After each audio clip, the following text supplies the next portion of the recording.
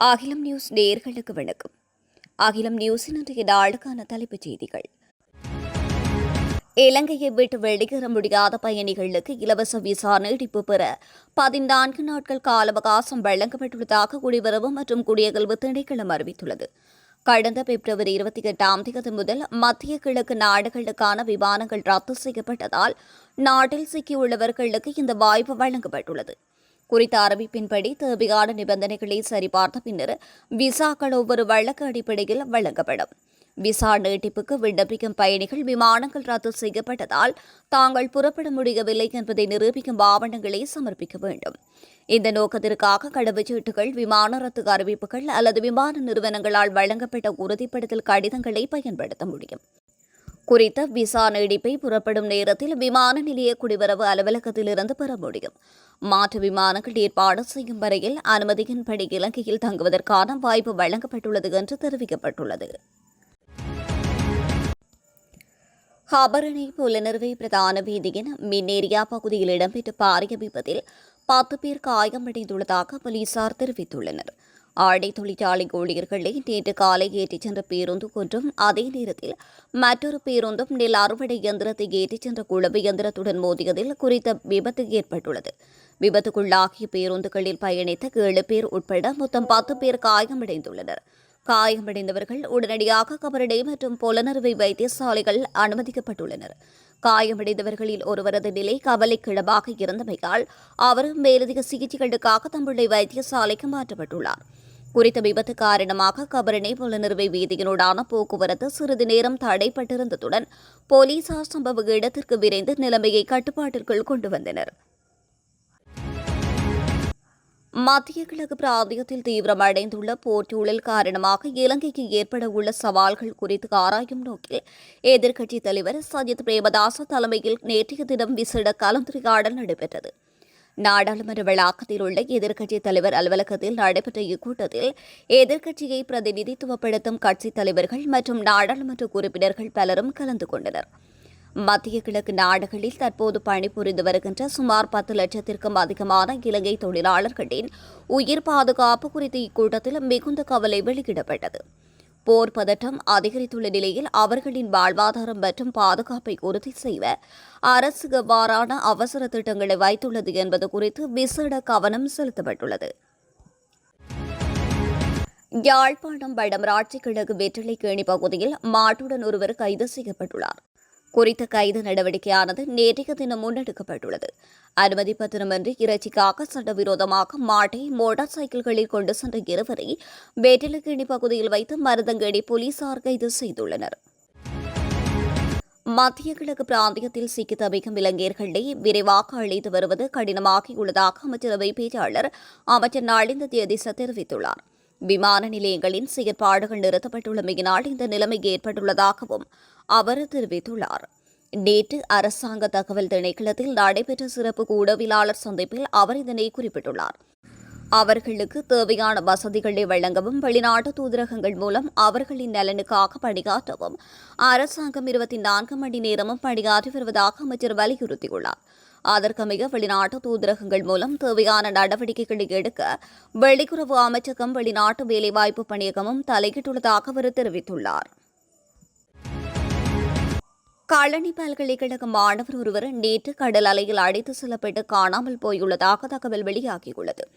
குளித்துக் கொண்டிருந்த போது திடீரென்று ஏற்பட்ட சக்தி வாய்ந்த கடல் அலை அவரை இழைத்து சென்றதாகவும் பின்னர் அவர் பார்வையில் இருந்து மறைந்துவிட்டதாகவும் ஆரம்பகட்ட விசாரணைகளில் தெரியவந்துள்ளது.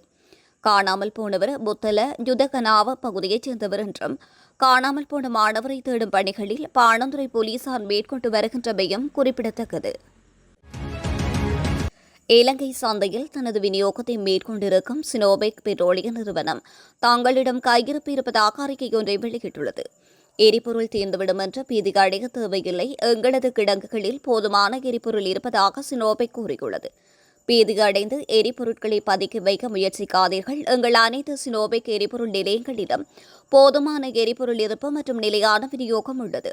சினோபெக் எரிபொருள் நிலையங்கள் பிளாஸ்டிக் கேன்கள் அல்லது பிற வெளிப்புற கொள்கலன்களில் எரிபொருள் நிரப்பப்படாது.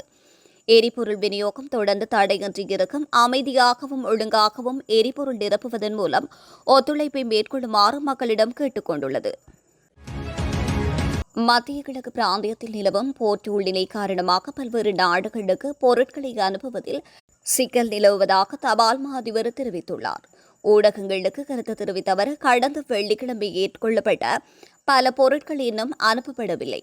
மத்திய கிழக்கு பிராந்தியத்தில் நிலவுகின்ற சூழ்நிலை காரணமாக சில பகுதிகளுக்கு பொருட்களை அனுப்புவது குறைவாக உள்ளது. குறிப்பாக அந்த பகுதிகளுக்கான ஏராளமான விமானங்கள் ரத்து செய்யப்பட்டுள்ளதால் தாமதங்கள் குறித்து பொதுமக்களுக்கு தெரிவிக்க நடவடிக்கை எடுக்கப்பட்டுள்ளது. மேலும் அந்தந்த நாடுகளின் அஞ்சல் நிர்வாகங்களுடன் தொடர்பில் இருக்கின்றோம் என்றும் சர்வதேச அஞ்சல் சேவைகள் இயல்பு நிலைக்கு திரும்பியவுடன் மீண்டும் பொருட்களை அனுப்பும் நடவடிக்கைகள் தொடங்கும் என்று எதிர்பார்க்கப்படுவதாகவும் குறிப்பிட்டுள்ளார். குறிப்பாக அழியக்கூடிய பொருட்களினால் தாமதம் ஏற்படுவதால் ஆபத்துகள் உள்ளன என்றும் அவர் வலியுறுத்தியுள்ளார். ஈரான் மீதான தொடர் தாக்குதலானது சர்வதேச சட்டங்களையும் ஐக்கிய நாடுகள் சபையின் சாசனத்தையும் அப்பட்டமாக மீறும் செயலாகும் என்று எதிர்க்கட்சித் தலைவர் சஜித் பிரேமதாச தெரிவித்துள்ளார். ஈரான் மீதான தாக்குதல்களை வன்மையாக கண்டிப்பதாக தெரிவித்த அவர், ஐக்கிய அரபு அமீரகம், சவுதி அரேபியா மற்றும் கட்டார் உள்ளிட்ட நாடுகள் மீது ஈரான் முன்னெடுத்த தாக்குதல்களையும் தாம் கண்டிப்பதாக குறிப்பிட்டுள்ளார். பிராந்தியத்தின் அமைதியை குலைக்கும் எந்தவொரு வன்முறை நடவடிக்கைகளையும் ஏற்றுக்கொள்ள முடியாது என்று தெரிவித்த அவர், மத்திய கிழக்கில் தீவிரமடைந்துள்ள போர்ச்சூழலால் இலங்கையின் பொருளாதாரம், அந்நிய செலாவணி மற்றும் எரிபொருள் விநியோகம் ஆகியவற்றில் ஏற்படவுள்ள பாரதூரமான தாக்கங்கள் குறித்து சபையில் கவலை வெளியிட்டுள்ளார். ஜனாதிபதி அனுரகுமார திசாநாயக்க சார்பில் அமைச்சர் பிமல் ரத்நாயக்க பாப்பரசர் 14ஆம் லியோ அவர்களுக்கு இலங்கைக்கு விஜயம் செய்யுமாறு உத்தியோகபூர்வ அழைப்பை விடுத்துள்ளார். அமைச்சர் பிமல் ரத்நாயக்க மற்றும் இத்தாலிக்கான இலங்கை தூதுவர் சாட்சா ரொட்ரிகோ ஆகியோர் இதில் கலந்து கொண்டுள்ளனர். வத்திகானில் நாடுகளுக்கிடையிலான உறவுகளுக்கான துணை செயலாளர் மிகைடா பிளாச் இந்த அழைப்பினை பெற்றுக் கொண்டுள்ளார். இத்தாலியில் உள்ள ஜேவிபி இலங்கை குழு இந்த சந்திப்பு நேற்றைய தினம் நடைபெற்றுள்ளதாக தெரிவித்துள்ளது. குறித்த சந்திப்பானது இலங்கை மற்றும் வத்திகான் இடையிலான ராஜதந்திர உறவுகளை மேலும் வலுப்படுத்தும் ஒரு முக்கிய நகரமாக பார்க்கப்படுகின்றது. அமெரிக்கா மற்றும் இஸ்ரேல் இணைந்து கடந்த 3 நாட்களாக ஈரான் மீது தாக்குதல் நடத்தி வருகின்றது. இதற்கு ஈரானும் பதிலடி கொடுத்து வருகின்ற நிலையில் இந்த ஆண்டு போர் நிகழும் என்று பாபா வங்கா முன்பே கண்டித்தது தற்போது உண்மையாகிவிட்டதாக கூறப்படுகின்றது. பல்கேரியா நாட்டைச் சேர்ந்தவர் பாபா வங்கா உலக புகழ்பெற்ற தீர்க்கதரிசியாக கருதப்படுகின்ற இவர் 5079 ஆண்டு வரையிலான நிகழ்வுகளை கண்டித்து வைத்துள்ளதாக கூறப்படுகின்றது. இதேபோன்று 2026ஆம் ஆண்டில் 3ஆம் உலகப் போர் நிகழக்கூடும் என்று அவர் கணித்துள்ளார். இதன்படி 2026ஆம் ஆண்டு என்பது போர் மற்றும் அழிவின் ஆண்டு என்று அவர் கணித்திருந்தார். உலகின் கிழக்கு பகுதியில் ஒரு பெரிய போர் வெடிக்கப் போகின்றது என்றும் இது முழு உலகிற்கும் பேரழிவை ஏற்படுத்தும் என்றும் அவர் ஏற்கனவே கணித்திருந்ததாக தகவல்கள் வெளியாகியுள்ளன.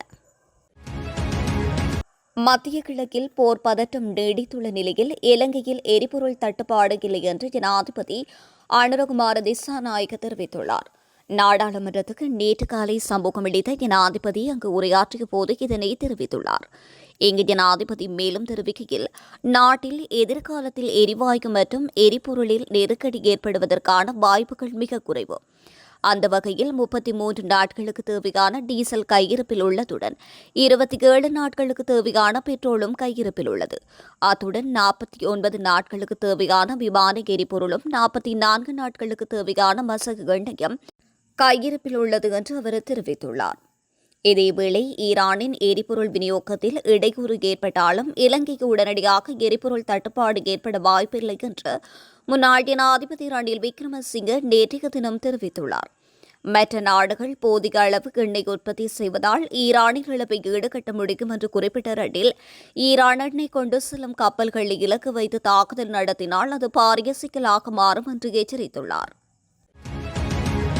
நாட்டில் தற்போது செயற்கையாக ஏற்படுத்தப்பட்டுள்ள எரிபொருள் தட்டுப்பாட்டிற்கான நிலைமையை ஓரிரு வாரங்களில் வழமைக்கு திரும்பும் என்று கடற்தொழில் அமைச்சர் ராமலிங்கம் சந்திரசேகர் தெரிவித்துள்ளார். அத்துடன் கடற்தொழிலாளர்களுக்கு தேவையான எரிபொருளை உரியவாறு விநியோகிக்க நடவடிக்கை எடுக்கப்பட்டுள்ளதாகவும் அவர் மேலும் சுட்டிக்காட்டியுள்ளார். பொதுமக்களின் பாதுகாப்பை பேணும் நோக்கில் நாடு முழுவதும் ஆயுதம் தாங்கிய முப்படையினரை களமிறக்க விசேட வர்த்தமானி அறிவித்தல் வெளியிடப்பட்டுள்ளது. முப்படையினரை அழைப்பதற்கான விசேட கட்டளையை ஜனாதிபதி பிறப்பித்துள்ளதாக சபாநாயகர் ஜெகத் விக்ரமரத்ன நாடாளுமன்றத்தில் உத்தியோகபூர்வமாக அறிவித்துள்ளார். இதன்படி பொது பாதுகாப்பு சட்டத்தின் 12வது பிரிவின் மூலம் ஜனாதிபதிக்கு வழங்கப்பட்டுள்ள அதிகாரங்களுக்கு அமைய குறித்த விசேட ஆணை பிறப்பிக்கும் வகையில் அதிவிசேட வர்த்தமானி அறிவித்தல் வெளியிடப்பட்டுள்ளது. நாட்டின் அமைதி மற்றும் சட்ட ஒழுங்கை பராமரிப்பதில் காவல்துறையினருக்கு ஒத்துழைப்பு வழங்கும் வகையில் ராணுவம், கடற்படை மற்றும் விமானப்படையினர் நாடளாவிய ரீதியில் பாதுகாப்பு பணிகளில் ஈடுபடுத்தப்பட உள்ளனர். அழுத்கம மதுகம பிரதான வீதியில் இடம்பெற்ற விபத்தில் 28 வயதான பெண் ஒருவர் உயிரிழந்ததாகவும் மேலும் ஒருவர் காயமடைந்துள்ளதாகவும் பெலிபன போலீசார் தெரிவித்துள்ளனர்.